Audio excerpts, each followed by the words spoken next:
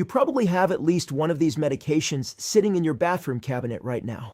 Maybe you've been taking one of them for years, trusting that your doctor prescribed it, trusting that the pharmacist handed it to you without a second thought, trusting that something so common, so easy to find, so widely used, could not possibly be hurting you.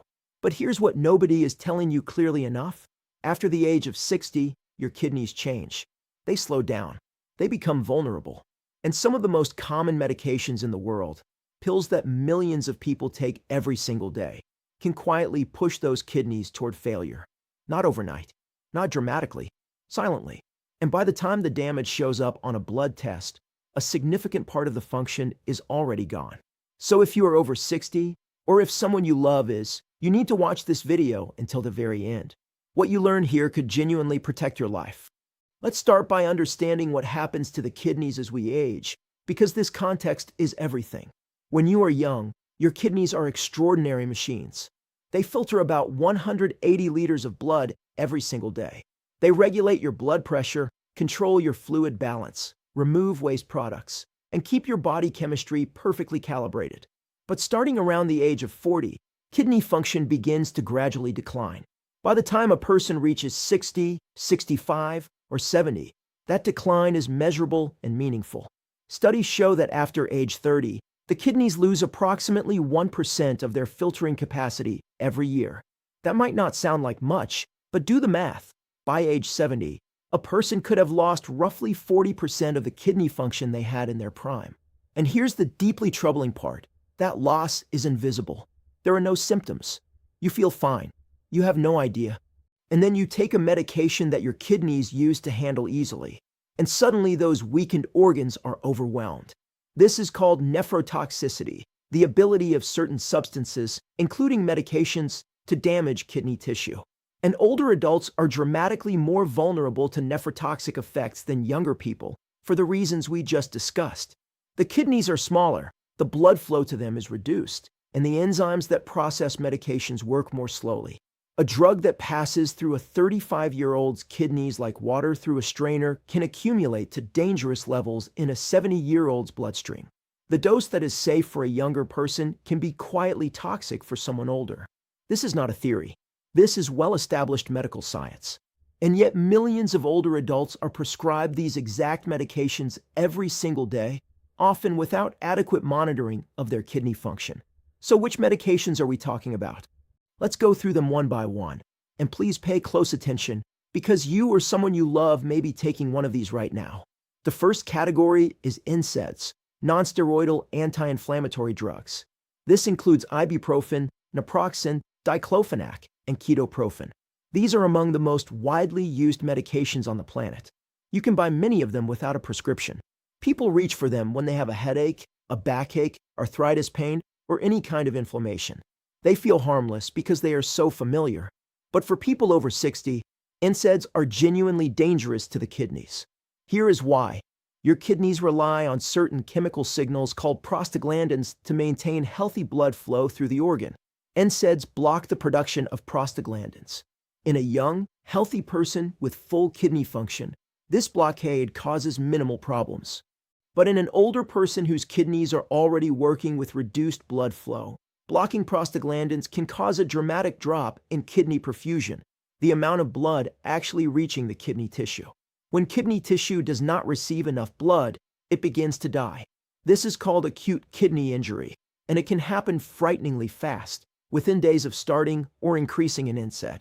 In some cases, it is reversible if caught early. In others, the damage is permanent.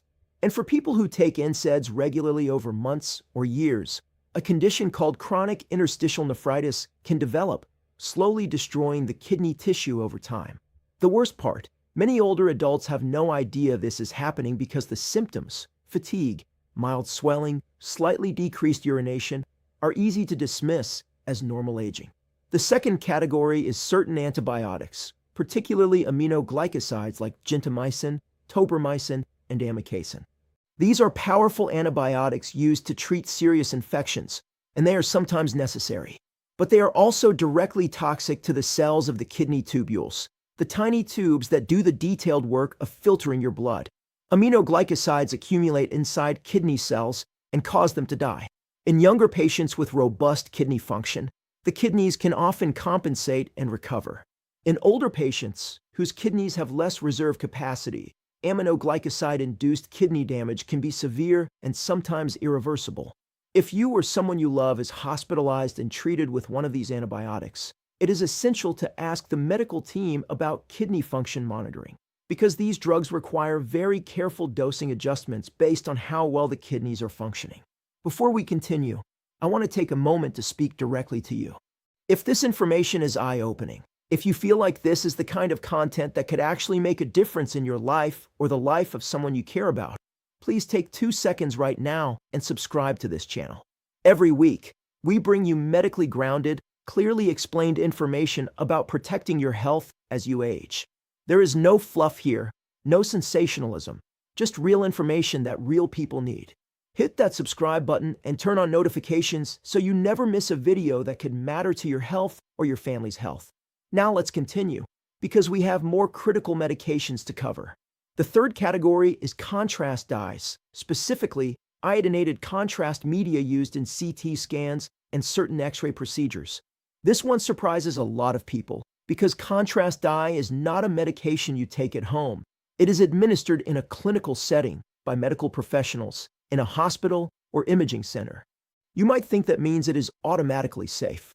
But contrast-induced nephropathy is a well-documented and serious risk, particularly in older adults and in people who already have reduced kidney function. When contrast dye is injected into the bloodstream, it passes through the kidneys, and in some individuals it causes inflammation and constriction of the blood vessels inside the kidney, cutting off blood flow and triggering acute kidney injury. The risk is especially high in people who are dehydrated before the procedure, in people who are already taking NSAIDs or other nephrotoxic drugs, and in people whose baseline kidney function is already compromised. Before any imaging procedure involving contrast dye, your doctors should check your kidney function with a blood test measuring creatinine and calculating your estimated glomerular filtration rate, your eGFR. If you or a loved one is scheduled for a CT scan or cardiac catheterization, ask specifically whether contrast dye will be used and whether your kidneys have been tested. Do not assume it has been done automatically. The fourth category is certain blood pressure medications, particularly ACE inhibitors and ARBs. Medications like lisinopril, enalapril, ramipril, losartan, valsartan, and candesartan. Now, here is where it gets nuanced, and I want you to pay close attention because this category requires careful thinking. ACE inhibitors and ARBs are actually kidney protective in many patients, particularly those with diabetes or protein in the urine. They are important, effective medications, but in certain situations, they can also cause or worsen kidney problems. Specifically, in patients who have a condition called renal artery stenosis, narrowing of the arteries that supply the kidneys, ACE inhibitors and ARBs can cause a sharp drop in kidney function. This is because these medications affect the pressure inside the kidney filtration units, and when the arteries supplying the kidneys are already narrowed, reducing that pressure can be catastrophic.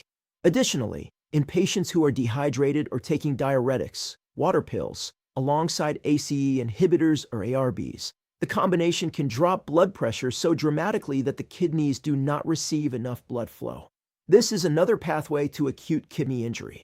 If you take any of these medications, it is critically important that your doctor monitors your kidney function regularly, at least once or twice a year, and more frequently if you are also taking diuretics or NSAIDs. The fifth category is proton pump inhibitors, PPIs. These include omeprazole, pantoprazole, esomeprazole, lansoprazole, and rabeprazole. These are medications for acid reflux and heartburn, and they are extraordinarily widely used. Many people take them for years, assuming they are harmless because they are available over the counter and prescribed so freely. But a growing body of research has linked long-term PPI use to a specific type of kidney damage called acute interstitial nephritis, an immune-mediated inflammation of the kidney. In this condition, the body's immune system reacts to the PPI and attacks the kidney tissue, causing damage that can be subtle and progressive. Studies published in major journals have found that long-term PPI users have significantly higher rates of chronic kidney disease and kidney function decline than non-users. The insidious thing about PPI-associated kidney damage is that it often produces no obvious symptoms. There is no pain, no discomfort, no dramatic change in urination. The kidneys just quietly deteriorate, and the damage is only discovered when a blood test reveals declining function, sometimes after years of harm. If you take a PPI daily, talk to your doctor about whether it is still necessary, whether the dose can be reduced, and whether your kidney function should be tested. The sixth category is lithium. This one is less universally used, but for the people who take it, primarily those with bipolar disorder, it is often essential. Lithium is one of the most effective mood stabilizers we have, and for many patients it is life-saving. But lithium is also directly toxic to the kidneys over time. Long-term lithium use is associated with a condition called lithium-induced nephropathy, which can slowly reduce kidney function over many years. The risk increases with the duration of use and with any episodes of lithium toxicity, which can occur when kidney function declines or when dehydration causes lithium levels to rise. If you take lithium, you should be having your kidney function and lithium blood levels checked regularly. This is standard of care, but it is worth confirming with your prescribing physician that it is actually happening. And this brings us to a seventh and final category that many people do not consider: herbal supplements and traditional remedies. This is critical, and it is deeply underappreciated. Many people assume that because something is natural, it is safe. This is a dangerous misconception. Certain herbal products have been clearly documented to cause serious kidney damage. Aristolochic acid, found in some traditional Chinese and herbal remedies, is directly nephrotoxic and has caused devastating kidney failure in thousands of people worldwide. Certain weight loss supplements, detox teas, and products containing chromium, germanium, or high doses of vitamin C or vitamin D can stress the kidneys over time. If you take any supplements, check their ingredients carefully. If you are not sure whether something is safe for your kidneys, ask your doctor or pharmacist. Natural does not mean harmless, not to the kidneys, and not after 60. Now I want to pause again and ask you a question. Have you already noticed something in your own medicine cabinet or in a loved one's that concerns you? Have you been taking ibuprofen for your arthritis for years, assuming it was fine? Have you been on a proton pump inhibitor since before you can remember? This is exactly why I want you to leave a comment below this video. Tell me which medication surprised you most in this video. Tell me if you have a question about something you are currently taking. I read the comments. My team reads the comments. And your question might become the topic of a future video that helps thousands of other people. Your engagement here is not just clicking a button. It is part of a community of people who take their health seriously and want real answers. So drop a comment right now. What surprised you? What do you want to know more about? So what should you do with all of this information? Let's be very clear. Do not stop taking any prescribed medication without talking to your doctor first. Some of the medications we discussed are critically important for serious conditions. Stopping them abruptly could cause real harm. What you should do is become an informed, proactive patient. Here are concrete steps you can take. First, ask your doctor to check your kidney function. A simple blood test measuring creatinine and calculating your eGFR tells your doctor how well your kidneys are filtering. If you are over 60, this should be done at least annually. If you are taking any of the medications we discussed, it may need to be done more frequently. Do not assume your doctor is automatically monitoring this. Ask specifically. Second, review your entire medication list, prescription drugs, over-the-counter medications, and supplements with your doctor or pharmacist. Older adults are often on multiple medications simultaneously, a situation called polypharmacy, and certain combinations are particularly damaging to the kidneys. A pharmacist can be an incredible resource here because they are specifically trained to identify dangerous drug interactions and nephrotoxic combinations. Third, stay well hydrated. Many kidney injuries are made worse by dehydration. As we age, our sense of thirst becomes less reliable, and older adults frequently become dehydrated without realizing it. Drinking adequate water throughout the day, not waiting until you feel thirsty, helps maintain kidney blood flow and reduces the concentration of nephrotoxic substances passing through the kidneys. Fourth, if you take ibuprofen or other NSAIDs regularly for pain, have a conversation with your doctor about alternatives. Acetaminophen, used at appropriate doses, is generally much safer for the kidneys, though it has its own considerations for the liver.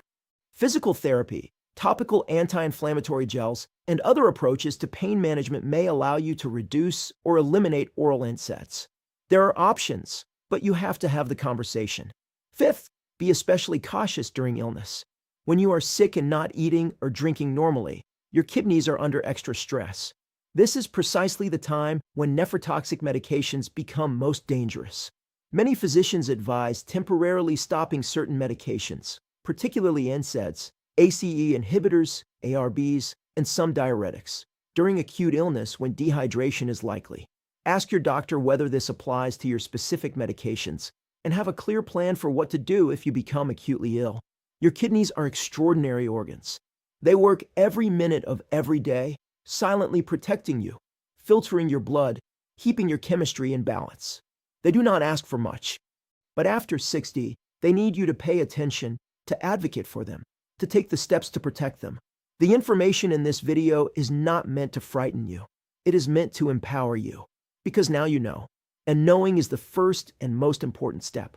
If you found this video valuable, if it gave you something important to think about or share with someone you love, please share it. Send it to a parent, a spouse, a sibling, a friend who is over 60 and might not know this information. These are the conversations that save lives. Not dramatic, just clear, honest, accurate information shared between people who care about each other. And if you are not yet subscribed to this channel, now is the time. We are building something here. A community of people who refuse to leave their health to chance, who ask questions, who want to understand what is happening in their bodies and what they can do about it. Subscribe, turn on notifications, and stay with us. Because there is so much more to come, and every single video is designed with one purpose: to give you the knowledge you need to live longer, healthier, and better. Take care of your kidneys. Take care of yourself. We will see you in the next video.